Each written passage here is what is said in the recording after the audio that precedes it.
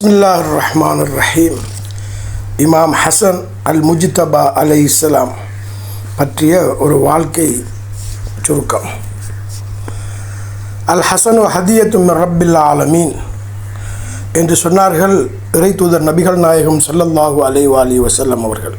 பிஹாருல் Anwar என்ற நூலிலே இந்த பதிவை பார்க்கலாம். ஹசன் என்பவர் இறைவன் எமக்கு அளித்த ஒரு ஹதியா, அன்பளிப்பு.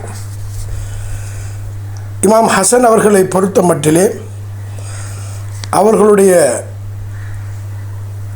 மனம், உள்ளம் என்பது மிகவும் விசாலமானது, ஒரு பரந்து விரிந்த தன்மையை கொண்டவர்கள்.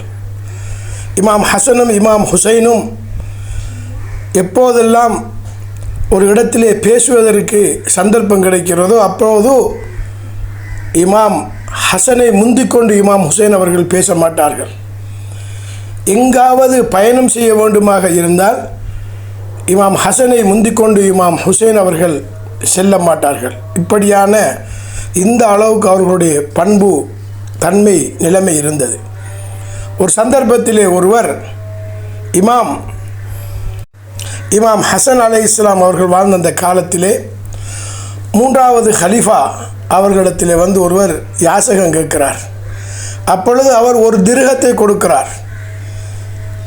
அந்த திர்ஹத்தை பெற்றுக்கொண்டு, இந்த பெரிய ஒரு ஹலீஃபா ஒரு திர்ஹம் தந்திருக்கிறாரே என்று எண்ணிக்கொண்டு சற்று தூரம் நடந்து போகிறார்.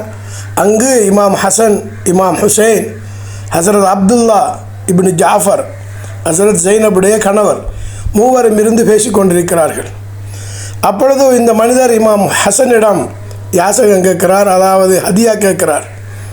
இமாம் ஹசன் அவர்கள் சொல்லுகிறார்கள், எதற்காக வேண்டி நீங்கள் ஹதியா கேட்கிறீர்கள்? ஒன்று, உங்களுக்கு ஏதும் இஸ்லாத்தினுடைய தண்டனை, நீங்கள் ஏதும் குற்றம் செய்திருக்க வேண்டும், அதற்கு ஒரு நீங்கள் திண்டப்பணம் செலுத்த வேண்டும், அதை செலுத்த முடியாமல் இருக்க வேண்டும், ஒன்று தியா. இரண்டாவது, நீங்கள் ஒரு கடன்பட்ட ஒரு பெரிய ஒரு கடனாளியாக இருக்க வேண்டும், அல்லது நீங்கள் ஃபகீராக இருக்க வேண்டும். அப்பொழுதுதான் உங்களுக்கு ஹதியா வாங்குவதற்கு நீங்கள் உரித்துடையவர்கள் என்று சொன்ன பொழுது, நான் ஏழையாக, வறியவனாக, ஃபகீராகவும் இருக்கிறேன், கடனாளியாகவும் இருக்கிறேன் என்று சொன்ன பொழுது இமாம் என்ன செய்கிறார்கள் என்றால் 500 திர்ஹங்களை கொடுக்கிறார்கள் அந்த மனிதனுக்கு. 500 திர்ஹம் என்றால் சாதாரணமான ஒரு நிதி அல்ல, ஒரு பெரிய ஒரு தொகை. இமாம் ஹுசைனிடம் வந்து கேட்கிறார். அவருடைய அதபை, ஒழுக்கத்தை பாருங்கள். சகோதரனை நான் முந்திவிடக்கூடாது என்பதற்காக ஒரு தீனாரை குறைத்து அவருக்கு கொடுக்கின்றார். இவர்கள் இருவர்களை நான் முந்திவிடக்கூடாது என்பதற்காக ஹசரத் அப்துல்லா இப்னு ஜாஃபர் அவர்கள் அதிலிருந்து ஒரு தீனாரை குறைத்து கொடுக்கிறார்கள். இப்படி இந்த அளவுக்கு அவர்களுடைய அஹ்லாக், பண்பு, குணங்கள் பதியப்பட்டிருப்பதை நாங்கள் பார்க்கலாம். அதாவது அஹ்ல் பைத்துகளை பொறுத்த மட்டிலே குறிப்பாக இமாம் ஹசன் நாயகம் அவர்களிடத்திலே ஒரு மனிதனுக்கு ஒரு தொகையை கொடுப்பதாக இருந்தால் அவன் அதிலே இருந்து அவன் ஒரு செல்வந்தனாக, ஒரு நிம்மதி அடையக்கூடிய ஒரு நிலையிலே, ஹத்தா துகுனியவு, அவன் ஒரு மனம் பொருந்துகின்ற அளவுக்கு கொடுக்க வேண்டும் என்ற ஒரு விடயத்தை நாங்கள் பார்க்கலாம்.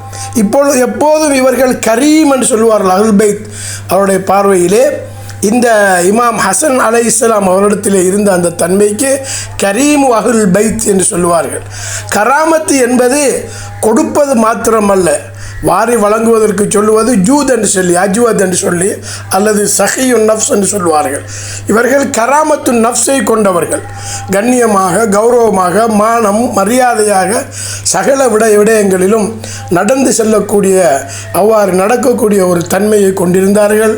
இவ்வாறு தான் இமாம் ஹசன் அலைஹிஸ்ஸலாத்துடைய சம்பவத்திலே பார்க்கின்றோம். அவர்கள் ஆடை அணிகின்ற பொழுது மிகவும் தூய்மையான ஆடை அணிவார்கள், துப்புரவான ஆடை அணிவார்கள், மிகவும் நீட்டாக இருக்கும். ஒரு கொஞ்சம் கூட அவர்களுடைய ஆடையிலே ஒரு சிறிய ஒரு அழுக்கு கூட இருக்காத அளவுக்கு ஆடை விடயத்தை அவர்கள் கவனித்துக் கொள்வார்கள். எனவே தான் இப்படிப்பட்ட மகான்களை பின்பற்றக்கூடிய நாங்கள் எங்களுடைய பண்பு ரீதியான, அஹ்லாக் ரீதியான, மோரல்ஸ் ரீதியான, எத்திக்ஸ் ரீதியான விடயங்களோடு மாத்திரமல்ல, எங்களுடைய பண்பு, எங்களுடைய ஆடை, எங்களுடைய முகத்தோற்றம், எங்களுடைய வாகனம், எங்களுடைய பாதரட்சி, எங்களுடைய பிள்ளையுடைய நிலை, எங்களுடைய வீட்டினுடைய, எங்களுடைய அலுவலகத்தினுடைய, எங்களுடைய பேச்சு, எங்களுடைய நடத்தல், எங்களுடைய ஒன்றுகூடல், எங்களுடைய சிரிப்பு, எங்களுடைய இபாதத்து, எங்களுடைய பண்பாடு, சகல விடயங்களும் அவர்களுடைய நிலைமையை நாங்கள் கருத்திலே கொண்டு எங்களை பார்க்குகின்ற பொழுதோ கூனு லனா ஜைனா வலா தக்கூனு அலைனா ஷைனா, எங்களுடைய விடயங்களில் நீங்கள் அழகானவர்களை, ஜீனத்துள்ளவர்களாக இருங்கள், அழகற்றவர்களாக, அழகு குறைந்தவர்களாக, இழிவானவர்களாக இருக்காதீர்கள் என்ற இமாம் ஜாஃபர் சாதிக் அலைஹிஸ்ஸலாம் அவர்களுடைய ஹதீஸோடு இன்ஷா அல்லாஹ் மற்றும் ஒரு தொடரிலே இமாம் ஹசன் அலைஹிஸ்ஸலாம் அவர்களை பற்றி பார்ப்போம். வஸ்ஸலாமு அலைக்கும் வரஹ்மத்துல்லாஹி வபரகாத்துஹு.